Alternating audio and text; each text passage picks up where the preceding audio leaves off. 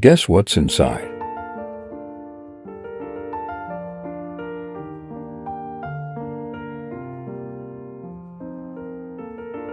Fiber optic Winky. Winky is the trade name for cut and polished pieces of fiber optic glass in which, depending on the angle it is cut, can produce an array of different play.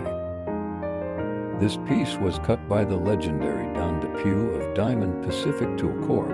and has been worked so it flashes a brilliant chatoyant effect. Depending on the way it is worked, it can have a cat's eye effect like you see here, a playful pulling, or no play at all. Winkies come in a wide variety of colors and is considered a relatively affordable material, however, not used as much in the lapidary arts and jewelry as it used to be. Like the Dan video.